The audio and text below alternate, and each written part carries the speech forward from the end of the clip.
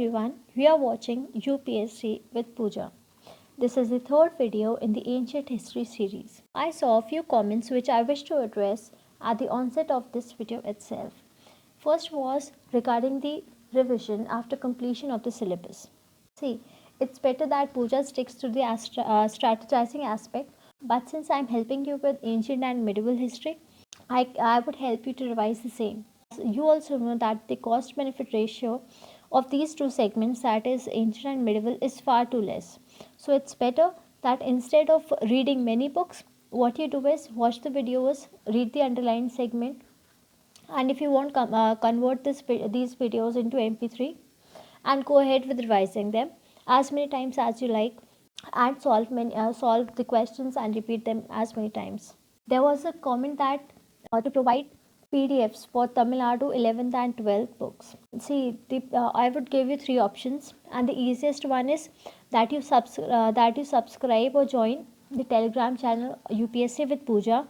Over there, the PDFs are already there from where you can download. The other options are free upscmaterials.org. Go to this website, probably they would have the books. Or the third option is that from the official Tamil Nadu website you can download the books. The next question, which was already answered by it, but I wish to address it yet again, is it necessary to shift to Tamil Nadu board books if you are already comfortable with Poonam Dalal Dahiya? See, in my very first video I told you that you don't need to shift your sources if you're already comfortable with it. I am reading from Tamil Nadu board books and I find them feasible. If you like, you can join, but if those books, if your earlier books like Poonam Dalal Dahiya or old NCERTs, if they are working for you, please don't shift your resources. Let's get on with part 3 of chapter 4, that is Mauryan state and polity.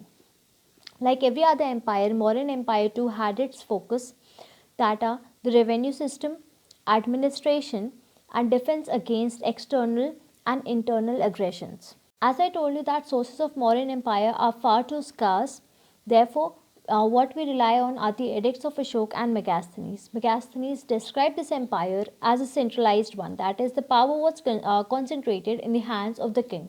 What we see special about this empire is that the layout of administration was uniform, that is, centralization and uniformity in governance and administration. Moving ahead, we see that Mauryan Empire had a very efficient bureaucratic system set up. They had hierarchy of settlements. We see villages, towns, provincial capitals, major cities, like all sort of settlements are there in the Mauryan state, as it's a very progressive sort of empire. It had huge riches, and since the administration too was efficient, the kings were powerful. We see a very well developed, a well rounded sort of a structure in this Mauryan empire.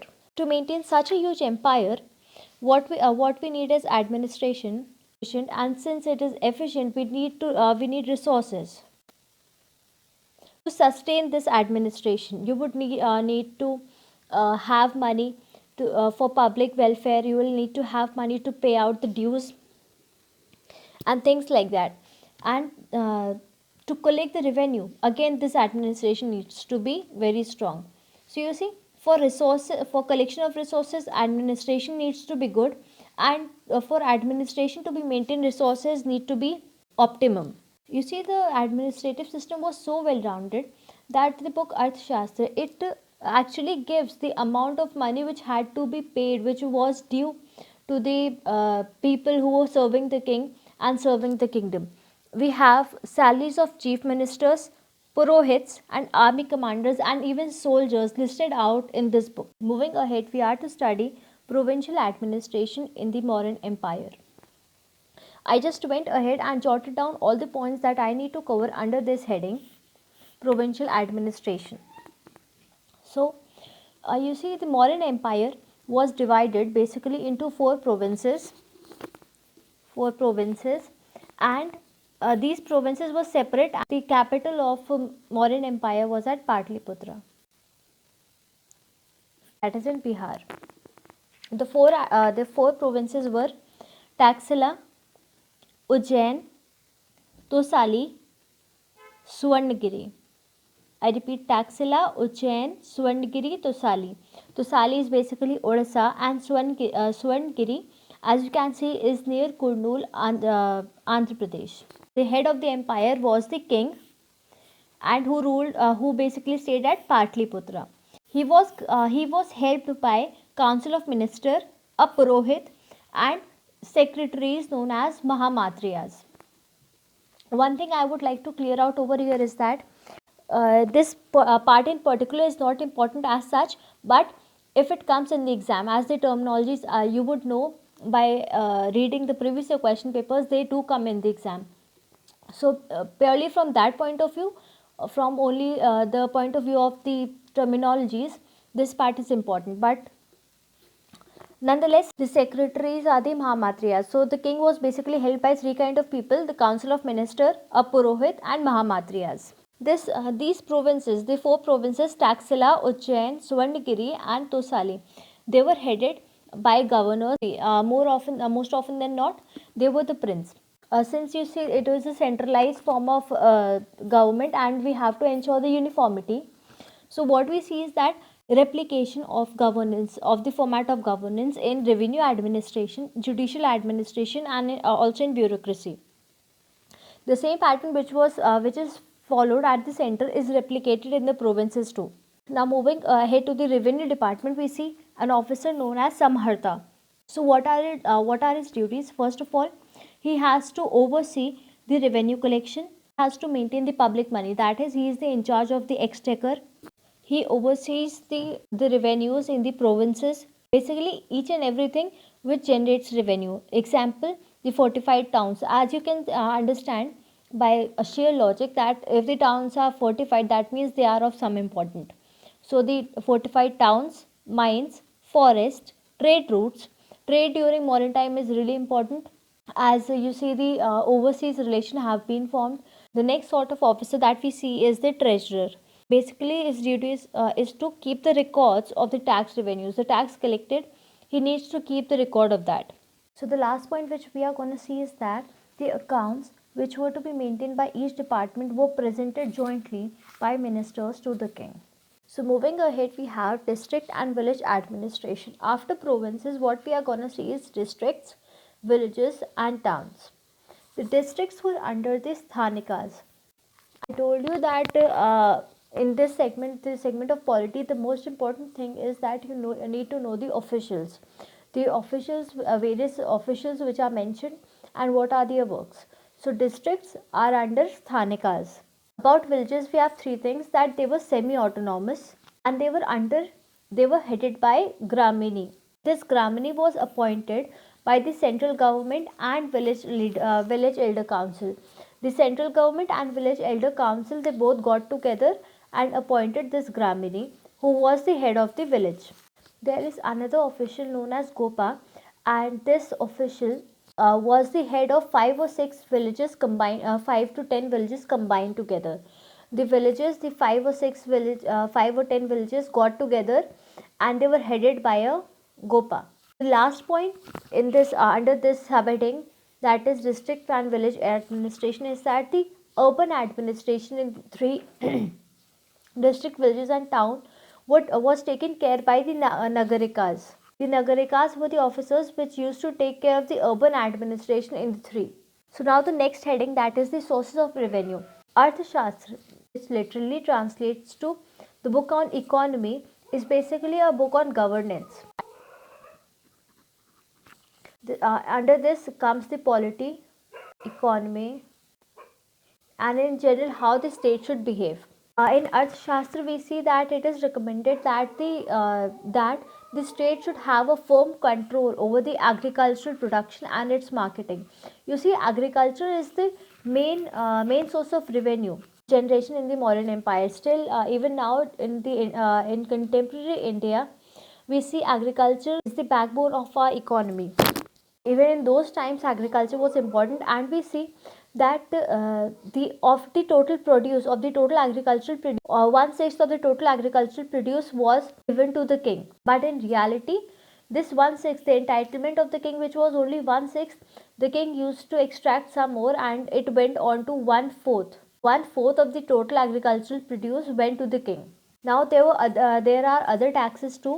The taxes on land, irrigation, and the state was only taking the taxes on irrigation if the state itself was providing for the irrigation facilities. So there was tax on land, irrigation if the state is providing the facilities, on the urban housing, transport for goods and trade. There were also tax on coin minting. Other sources of revenue were the lands under the king, forest, mines, and manufacturing, salt. So, on forest, mines, and manufacturing and salt, there was a state monopoly, and it was also a source of revenue. Over to the justice administration, we see that there were courts in all major towns, and these courts were presided by 3 judges and 3 amatyas. So basically, 6 people were there, and these 3 judges were well versed in law. They were basically the people who were educated in law. Now the courts were of 2 types, and mind you, both these types of court were headed by 6 people, 3 judges and 3 amatyas. So the first type of court was Dharmstya court, which was relating to the civil laws like marriage, inheritance, and things like that. While the other type of court was Kartaka Shodhan. The main aim of the court was freeing the society of the antisocial elements and the crimes.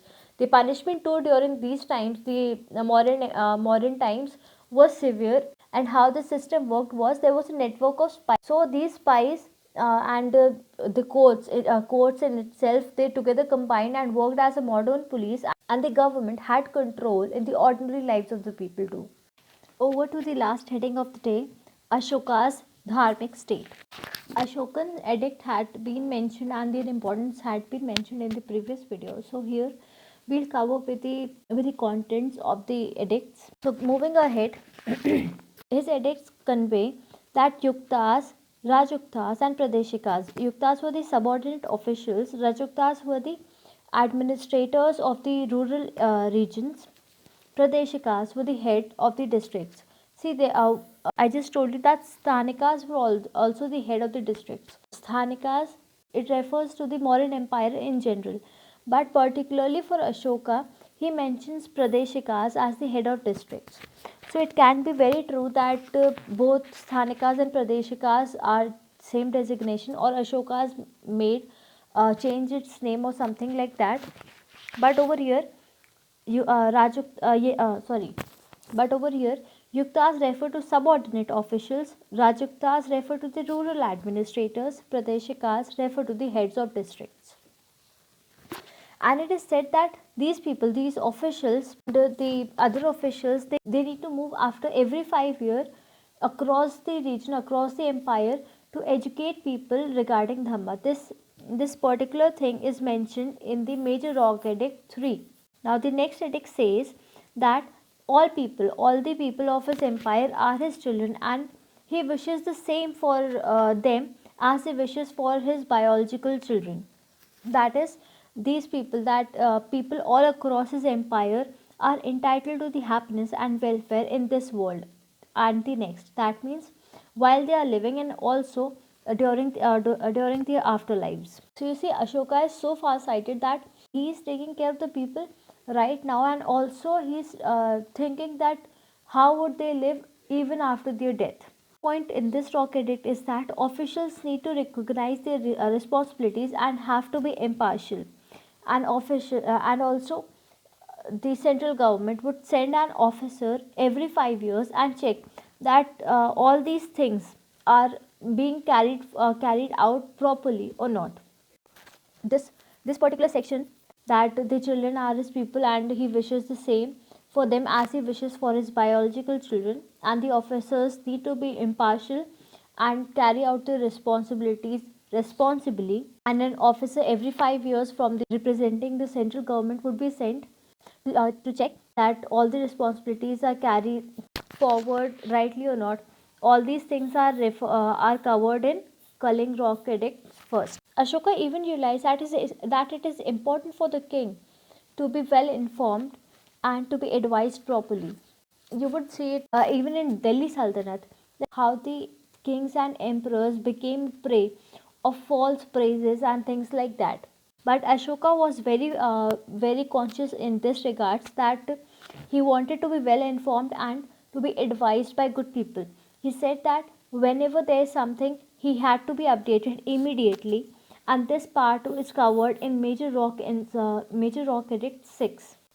The next thing is that all religions were encouraged to coexist and their aesthetics were honored. Since Ashoka went ahead and patronized Buddhism, that doesn't mean that he neglected all other religions. He respected all and he gave them freedom to survive. This is mentioned in Major Rock Edict 7 and 12. Now over to medical care. The state medical care was the state subject, and hospitals were built for human and even for animals. The medical care were provided not only to humans but even animals too. This is mentioned in Major Rock Edict 2nd. There are a few recurring themes in his rock edicts and pillar inscriptions that are: the unnecessary pain and slaughtering should be forfeited. There shouldn't be any unnecessary slaughter, and everyone across his empire and each and every soul should be respected, and everyone should be encouraged and should follow dharma.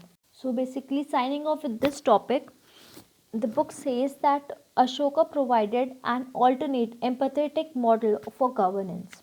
That is, during the times when the kings and the emperors were relying on their power, on the muscle power and brutality to subdue the other people and the other empires, Ashoka alone was a propounding force for empathy, love, tolerance.